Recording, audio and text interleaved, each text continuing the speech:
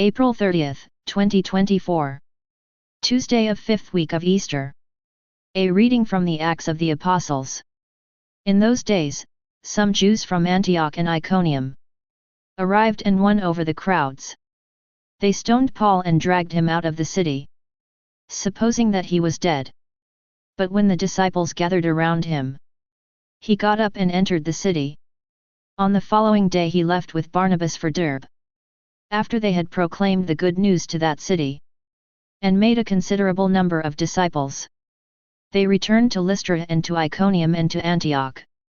They strengthened the spirits of the disciples, and exhorted them to persevere in the faith, saying, "It is necessary for us to undergo many hardships, to enter the kingdom of God." They appointed presbyters for them in each church and, with prayer and fasting, commended them to the Lord, in whom they had put their faith. Then they traveled through Pisidia and reached Pamphylia.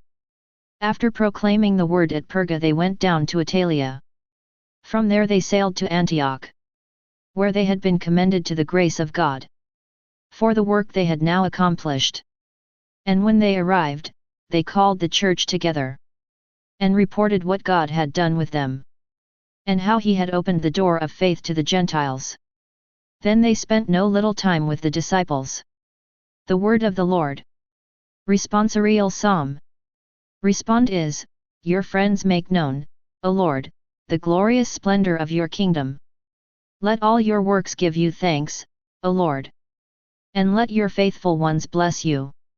Let them discourse of the glory of your kingdom, and speak of your might. Your friends make known, O Lord, the glorious splendor of your kingdom, making known to men your might, and the glorious splendor of your kingdom. Your kingdom is a kingdom for all ages, and your dominion endures through all generations. Your friends make known, O Lord, the glorious splendor of your kingdom. May my mouth speak the praise of the Lord, and may all flesh bless his holy name forever and ever. Your friends make known, O Lord, the glorious splendor of your kingdom. Alleluia, Alleluia. Christ had to suffer and to rise from the dead, and so enter into his glory. Alleluia, Alleluia. A reading from the Holy Gospel according to St. John. Jesus said to his disciples, "Peace I leave with you, my peace I give to you. Not as the world gives do I give it to you. Do not let your hearts be troubled or afraid. You heard me tell you, I am going away and I will come back to you. If you loved me, you would rejoice that I am going to the Father. For the Father is greater than I. And now I have told you this before it happens, so that when it happens you may believe. I will no longer speak much with you, for the ruler of the world is coming. He has no power over me. But the world must know that I love the Father, and that I do just as the Father has commanded me." The Gospel of the Lord. Reflection.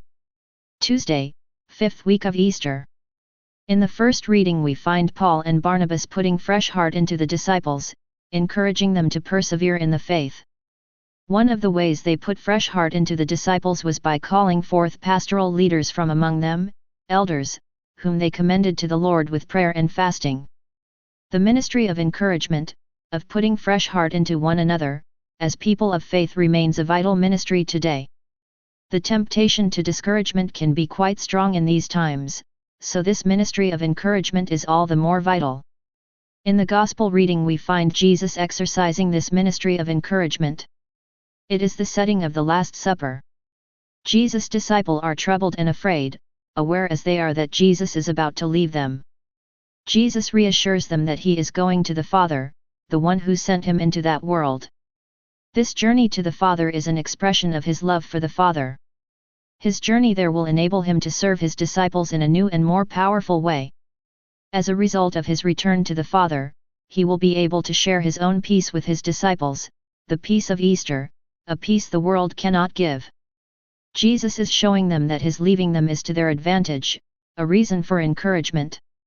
It will result in his putting fresh heart into them.